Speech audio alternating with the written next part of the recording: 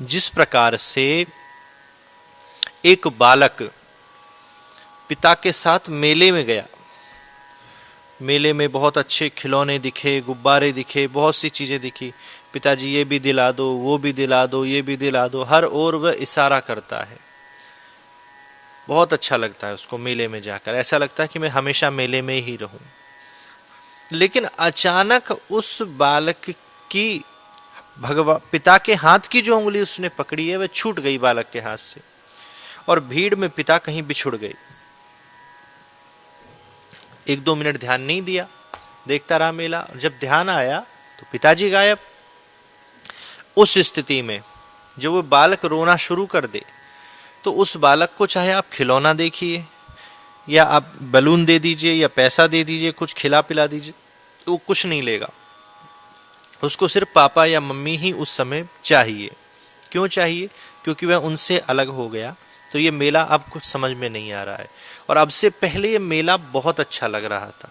तो वो बालक कौन है? हम सब हैं। और वो पिता कौन है? ईश्वर है, परमात्मा है, भगवान है, जिनकी उंगली हमने छोड़ दी है, जिनको हमने भुला दिया है।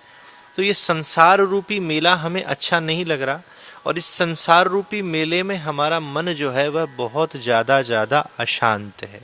इसलिए अगर आप चाहते हैं कि आप परेशान ना रहें, इस संसार में आप प्रसन्न रहें, अकेलापन आपको ना सताए, तो भैया इस मेले को देखने में जितना प्रयास कर रहे हो, मेले में शांति जितनी ढूंढ रहे हो, उतनी उस पिता को खोजने का प्रयास अगर आपने किया तो आपके जीवन में प्रसन्नता भी आएगी, आपके जीवन में आनंद भी आएगा। तो वह पिता परमपिता परमेश्वर है। भगवान के संग को आप कैसे ना कैसे प्राप्त करें, चाहे दर्शन से, चाहे श्रवण से, चाहे धाम में जा करके।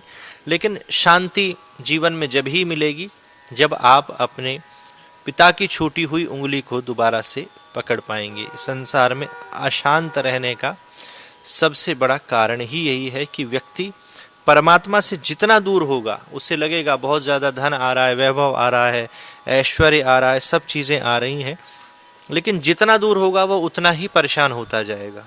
और भगवान के जितने समीप रहोगे, देखो इस ब्रजमंडल में, वृंदावन में आकर आप देखो, ऐसे ऐसे संत हैं जिनकी आयु बहुत हो गई है, भोजन की व्यवस्था नहीं है, रहने के लिए छत नहीं है, और फिर भी वह देखो कितने आनंद में हमेशा भजन करते मिलते हैं, कीर्तन करते मिलते हैं।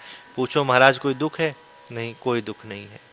तो इसी प्रकार से जो भगवान की सामीप्यता में रहता है, उसके पास इस संसार की बहुत सारी वस्तुएं नहीं भी अगर हैं, तब भी वह प्रसन्न है। क्योंकि प्रसन्नता जो है, आनंद है, वह नंद घर आनंद भयो। नंद घर लाला नहीं भयो, नंद घर बेटा नहीं भयो, नंद घर जो है वह आनंद भयो।